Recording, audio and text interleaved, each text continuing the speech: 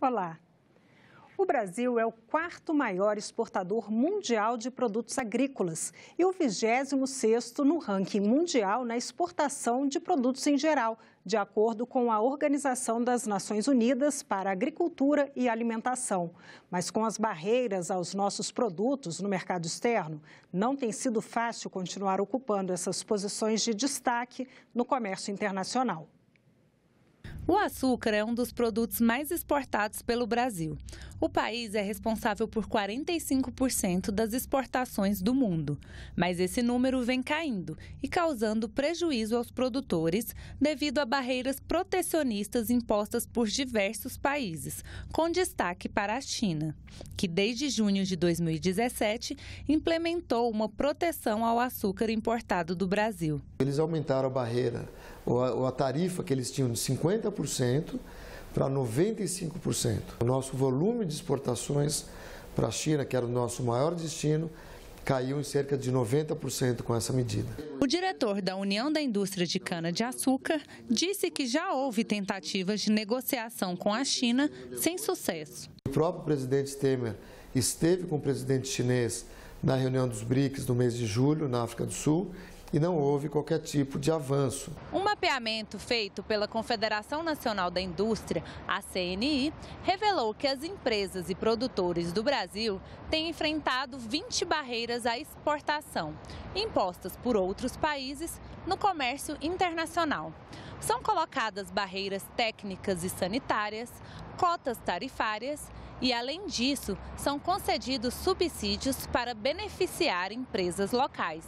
Não dizem respeito a impostos de importação, a tarifa, mas a outros elementos que acabam restringindo o fluxo comercial e a competitividade e acesso a terceiros mercados para os produtos brasileiros. Renata destaca a importância do sistema eletrônico de monitoramento de obstáculos às exportações.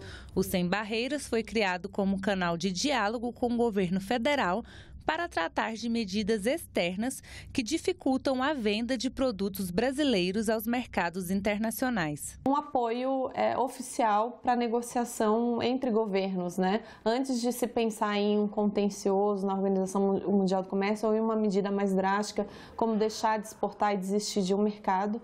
O presidente da Agência Brasileira de Promoção de Exportações e Investimentos, Apex Brasil, ressalta: é preciso fazer uma abertura inteligente, sempre focada nos interesses nacionais e buscar acesso a mais mercados no exterior. Precisamos continuar fazendo negócios com todos os países do mundo, mas protegendo a economia brasileira. E hoje recebemos o nosso comentarista internacional, Marcos Magalhães. Olá, Marcos. Olá, Anny. O nosso tema de hoje é o Mercosul, não é mesmo? Sim, Anny, pois é. Quando a gente pensa em integração regional, muitas vezes lembra do vinho argentino, ou daquele doce de leite uruguaio que tornaram o nosso dia mais gostoso. Mas existe uma outra face menos conhecida desse processo de integração. É o apoio das duas economias mais fortes, Brasil e Argentina, ao desenvolvimento dos países com economias menores, Paraguai e Uruguai. Esse apoio tem nome, chama-se FOSEM, ou Fundo de Convergência Estrutural do Mercosul. Nos seus primeiros 10 anos de existência, já investiu mais de US$ 1 bilhão em cerca de 50 projetos. Na segunda-feira, o Parlamento do Mercosul aprovou em Montevidéu um pedido aos Estados-partes do bloco de rápida aprovação em seus parlamentos de uma decisão que estenda por mais 10 anos a vigência do FOSEM. A decisão já foi ratificada pelos parlamentos do Paraguai e do Uruguai, mas ainda precisa do aval dos congressos nacionais do Brasil e da Argentina para poder entrar em vigor. O Parlasul ainda não tem poderes para aprovar projetos, por isso envia sugestões aos legislativos nacionais de cada país do bloco. E o que significaria essa renovação? Então, essa segunda etapa do FOSEM prevê investimentos de US$ 1 bilhão e 270 milhões em 10 anos. O Brasil deverá contribuir a fundo perdido com US$ 70 milhões por ano, a Argentina com US$ 27 milhões. O Uruguai aporta 2 milhões e o Paraguai US$ 1 milhão. Segundo a lógica do FOSEM, os países grandes pagam mais, os pequenos recebem mais. Os projetos do Paraguai poderão receber 43% de recursos. Os projetos do Uruguai, 29%. Com recursos do FOSEM, já foi implantada uma linha de transmissão de energia entre Itaipu e a capital do Paraguai, Assunção, que permite o uso da energia para facilitar a industrialização do país vizinho. O projeto recebeu 400 milhões de dólares do FOSEM, dos quais 300 milhões em contribuições do Brasil. Mais de 100 milhões do fundo estão renovando 750 quilômetros de ferrovias no Uruguai, para permitir o escoamento de produtos de toda a região pelo Porto de Montevideo. O Brasil também recebeu investimentos, como de ampliação do sistema de saneamento da cidade de Ponta Porã, na fronteira com o Paraguai. Caso o apelo do Parlasul seja ouvido, o FOSEM terá mais 10 anos para mostrar que é possível estimular o desenvolvimento do Mercosul e reduzir, ao mesmo tempo, as desigualdades entre os países que integram o bloco. Marcos, muito obrigada pelas suas informações e até a semana que vem. Até a semana que vem. Muito obrigado. A Constituição Federal completa 30 anos em outubro, mas muitos de seus dispositivos ainda precisam de regulamentação. Um deles é a greve no serviço público. O direito de greve do servidor público está entre os 119 dispositivos constitucionais que ainda não foram regulamentados. Nesses 30 anos de vigência da Constituição, vários projetos foram apresentados. O primeiro, já no ano seguinte à promulgação, em 1989. Atualmente, 12 propostas tramitam no Congresso, 6 na Câmara dos Deputados e 6 no Senado. Mas nenhum desses projetos avançou. Tem muitos projetos, mas tem uma resistência muito grande. Na verdade, a gente vive um contexto contra a greve, tá? Então, quando se quer regulamentar a greve, geralmente se quer cercear o direito e não reconhecer esse direito para estabelecer os limites. Tá? Os servidores públicos têm direito à greve porque a Constituição ela só proíbe a greve dos militares. Mesmo sem a regulamentação, as greves acontecem. E com a omissão do Congresso, o Supremo Tribunal Federal, após 3 sindicatos entrarem na Justiça, decidiu aplicar aos servidores públicos a lei de greve da iniciativa privada com algumas restrições. O Supremo Tribunal Federal deu uma decisão provisória, mandando aplicar a mesma regra da greve da iniciativa privada, mas que é muito difícil de ser aplicada no âmbito do setor público, porque no âmbito da iniciativa privada você tem a disputa entre o empregado e o patrão. No âmbito do setor público, não, você tem a disputa entre o servidor público e o poder público, mas lá na ponta tem o usuário do serviço público sendo prejudicado por essa greve. Tem que ser tratado diferente o que é realmente diferente. Não é? Nós, trabalhadores do setor público, não é? Um trabalhador que presta serviço para toda a sociedade. Com a jurisprudência do STF para uma determinada categoria de servidores entrar em greve e a paralisação não ser considerada ilegal, é preciso, entre outras coisas, avisar a sociedade com antecedência. E se a atividade que for paralisada envolver necessidades essenciais, como saúde e segurança, esse aviso deve ser de pelo menos 72 horas antes do início da greve. Há também a obrigação de deixar um número mínimo de servidores trabalhando para não interromper serviços essenciais. Mas, para o subprocurador-geral do Trabalho, quando a questão é judicializada, os tribunais, em alguns casos, têm desrespeitado o direito de greve do servidor. Ele acredita ainda que a sociedade não aprova a greve no setor público. É uma espécie de criminalização dos direitos sociais, do direito de greve. Então, ninguém quer ser incomodado, né? A pessoa está ali, aí tem uma movimentação, vai chegar atrasada na escola para pegar o filho, vai chegar atrasada no trabalho, e aí as pessoas ficam com raiva, né? Porque elas não se identificam com aquilo que está acontecendo, né? Só que ela também é trabalhadora, ela vai precisar disso um dia ou já precisou. Então é importante que o trabalhador se conscientize de que a greve é um direito fundamental. E na coluna Constituição 30 anos de hoje, o ministro do Supremo Tribunal Federal, Gilmar Mendes, defende a emenda constitucional que fixou um teto para os gastos públicos e disse que é possível cumpri-la mesmo com a proposta de aumento do salário dos ministros do STF. Está na Constituição que nenhum servidor ou agente público pode ganhar mais do que o salário dos ministros do Supremo Tribunal Federal, hoje em R$ 33.700. Quem ganha mais tem que devolver a diferença aos cofres públicos, embora haja questionamentos na Justiça se alguns desses benefícios poderiam furar o teto salarial.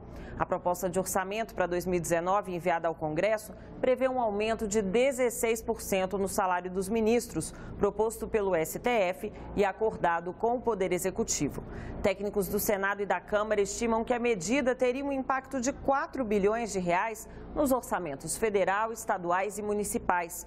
Mas desde 2016, a emenda constitucional número 95 só permite que o gasto público cresça para cobrir a inflação, que deve fechar o ano em torno de 4%, segundo a previsão dos economistas. No programa Constituição 30 anos desta semana, o ministro do Supremo, Gilmar Mendes, disse que será possível aumentar o salário dos ministros e, ao mesmo tempo, cumprir o limite de gastos públicos, porque haverá cortes na estrutura do judiciário.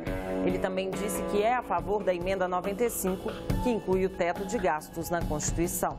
A PEC do teto foi uma resposta para isso, para esses impulsos gerais expansionistas. Tem uma proposta de aumento do teto do funcionalismo e dos ministros do Supremo, que causaria um efeito cascata. Não é uma contradição, ministro? Não. A própria ministra Carmen, quando anunciou a possibilidade do aumento, ela era contra, mas ela disse: cabe no nosso orçamento se nós fizermos os cortes adequados. Nós vamos ter que fazer uma reforma da Previdência Social. Nós temos que fazer aprimoramento em vários campos institucionais. 10 cidades paraibanas concentram quase a metade do total de eleitores do estado, que alcança o número de 2.868.000 pessoas. No próximo dia 7 de outubro, eles vão escolher 2 senadores entre 7 candidatos ao cargo. Paraíba. Cássio Cunha Lima tem 55 anos e é formado em Direito. Já foi deputado federal, prefeito de Campina Grande e governador. É senador e tenta a reeleição. Daniela Ribeiro tem 46 anos e é formada em Pedagogia. Foi vereadora de Campina Grande e está no 2º mandato de deputada estadual. Luiz Couto tem 73 anos e é formado em Filosofia e Teologia. Foi deputado estadual e está exercendo o 4º mandato de deputado federal. Nivaldo Mangueira tem 69 anos e é professor. Tem formação em Física e Engenharia Civil, com especialização em Comunicação e Educação. Professor Nelson Júnior tem 49 anos. Formado em Psicologia, tem mestrado em Administração. É professor da Universidade Estadual da Paraíba. Roberto Paulino tem 67 anos e é formado em Direito. Foi deputado federal e governador da Paraíba. Veneziano tem 48 anos e é formado em Direito. Foi vereador e prefeito de Campina Grande. Atualmente é deputado federal. Solteiro, mulher, com ensino médio completo e faixa etária de 35 a 39 anos. É esse o perfil do eleitor paranaense. O estado conta com 7.900.000 eleitores. Conheça os candidatos do Paraná que estão na disputa por 2 vagas ao Senado. Paraná. Alex Canziani tem 54 anos e é bacharel em Direito. Está no 5º mandato como deputado federal. Já foi vereador de Londrina e secretário estadual. Beto Richa tem 53 anos e é formado em Engenharia Civil. Foi deputado estadual, prefeito de Curitiba e governador do Paraná. Compadre Luiz Adão tem 55 anos e é advogado. Já disputou eleições para deputado e governador do estado. Flávio Arnes tem 67 anos. Formado em Direito e Letras, é professor da Universidade Federal do Paraná. Já foi deputado federal, vice-governador e senador. Gilson Mesaroba tem 49 anos. Formado em Filosofia, com mestrado em Ciências Sociais e doutorado em Educação, é professor da rede pública. Jaque Parmigiani tem 54 anos. Antropóloga, com mestrado em Ciências Sociais, é professora universitária. Miriam Gonçalves tem 57 anos e é advogada. É uma das fundadoras da Central Única dos Trabalhadores do Paraná. Newton tem 70 anos e é advogado. Foi deputado estadual e diretor de meio ambiente da Itaipu Binacional. Professor Oriovisto Guimarães tem 73 anos e é empresário. Está disputando uma eleição pela primeira vez. Professor Wilson Pickler tem 54 anos. Formado em Física, é empresário da área de educação. Já foi deputado federal. Requião tem 77 anos e é formado em Direito e Jornalismo. Já foi deputado estadual, prefeito de Curitiba e governador do Paraná. É senador e tenta reeleição. Rodrigo Reis tem 44 anos. Formado em Direito e Economia, já foi apresentador de televisão. Atualmente, trabalha como advogado. Rodrigo Tomazini tem 40 anos. É servidor público da Rede Estadual de Ensino. Roselaine Barros Ferreira tem 34 anos e é advogada. Tem ainda graduação em Ciências Contábeis. Zé Boni tem 41 anos e é administrador. Foi vereador em Loanda e superintendente da Companhia de Habitação do Paraná. Nosso entrevistado de hoje é o diretor de Estudos e Políticas Macroeconômicas do IPEA, José Ronaldo de Castro. Ele conversa com a jornalista Tânia Horman sobre os desafios da nação e crescimento econômico. Doutor, eu queria agradecer a sua presença aqui nos nossos estúdios. Nós vamos falar ainda desse trabalho feito pelo IPEA, os desafios que a nação enfrenta, o Programa Desafios da Nação, as pesquisas, né? Agora, sobre crescimento econômico. E quando pensa em crescimento econômico, nessa época aqui de eleições, de debates, de programas de governo, né, para a presidência da República, muitas vezes eu tenho a sensação de que políticas sociais se contrapõem nas propostas a crescimento econômico. Até que ponto uma coisa se contrapõe mesmo à outra? Até que ponto a gente não deveria convergir esses dois objetivos, né? Sim, a gente deveria convergir à medida que essas políticas sociais focassem em eficiência, ou seja, mesmo as políticas sociais, elas têm que se preocupar com a eficiência. Há coisas que parecem estar sendo bem gastas, mas poderiam estar sendo gastas de forma melhor em outros setores, de outras formas. Então, a avaliação da eficiência das políticas é fundamental. Por isso, muitas vezes, parece ter esse confronto e, de fato, tem porque se acaba gastando demais e gerando um problema nas contas públicas que, muitas vezes, inviabiliza o crescimento econômico. Agora, a atuação do Estado, quando a gente fala em crescimento econômico, também é tema de debate quando a gente olha, por exemplo, esse momento de eleição presidencial, né? Como deve ser a atuação do Estado e como é que o senhor analisa isso da sua perspectiva da pesquisa do crescimento econômico? Porque nós já tivemos, por exemplo, um colega seu aqui falando sobre a questão do petróleo e durante a entrevista, em 2 momentos, a gente pôde pontuar uma ação ótima do Estado, onde ele se colocou de uma maneira que era necessária e pertinente, e de outra vez a sua atuação na questão do conteúdo nacional na exploração do petróleo, tão enrijecida que acabou comprometendo o próprio desenvolvimento do setor. Então, da perspectiva do desenvolvimento econômico, o que a gente pode pensar sobre a atuação do Estado? Que conclusão se tem quando se fala de crescimento econômico na sua pesquisa?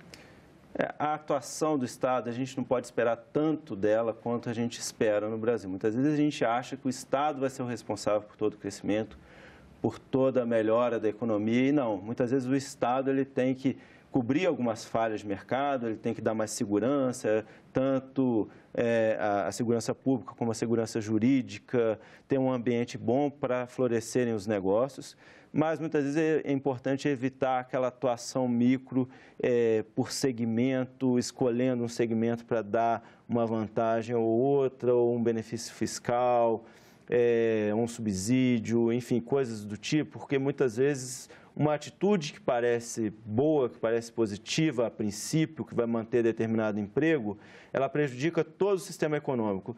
As decisões econômicas, elas têm efeitos dinâmicos. O que é isso? Você tem uma coisa que gera um impacto em determinado setor agora, que embora pareça boa, ela pode ter vários outros impactos ao longo do tempo muito negativos.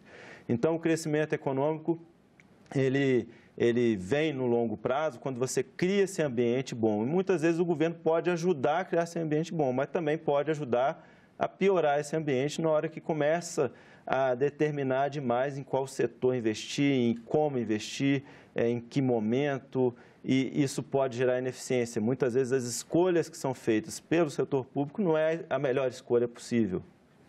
Muitas vezes, quando nas entrevistas que faço relacionadas a crescimento econômico, a questão da produtividade vem sendo cada vez mais pontuada.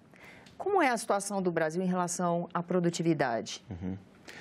Eu acho até que está sendo pouco falado, deveria ser mais falado ainda, tá? O tempo todo. Por quê? Porque a gente avaliou no IPEA, nesse livro Desafios da Nação, a gente mostra, tá, que, na verdade, ao invés de ganhar produtividade, a gente está perdendo. A produtividade ela vem caindo ao longo das últimas décadas, está tendo perdas muito significativas de produtividade, tá? Ou seja, a gente está produzindo, com a mesma quantidade, a gente produz menos. Com a mesma quantidade de mão de obra, de capital, a gente produz menos, o que é terrível, porque os países que ficaram ricos, tá, todos eles tornaram-se muito mais produtivos, tá? E isso, infelizmente, não está acontecendo no Brasil nos últimos anos. É o contrário que acontece. E como se justifica esse declínio da produtividade? Bom, é o contrário que acontece, a gente não sofreu tanto em termos de crescimento econômico, que, embora baixo, porque há um aumento de quantitativo de mão de obra, ou seja, a gente tem um crescimento muito grande da população economicamente ativa. Agora, por que, então, que essa produtividade está baixa? Bom, primeiro, a gente se acomodou com esse crescimento quantitativo, e segundo, que muitas vezes a gente não está fazendo os investimentos corretos ou não está estimulando a economia de forma correta no sentido de... É uma atuação do Estado, desculpa? Muitas vezes sim, uma atuação errada. Por exemplo, qual que é uma atuação do Estado que seria fundamental para o aumento de produtividade? Tá? Educação. Investimento em educação básica, de boa qualidade, que dê oportunidade para a pessoa mais pobre ascender, melhorar de vida, ser mais produtivo.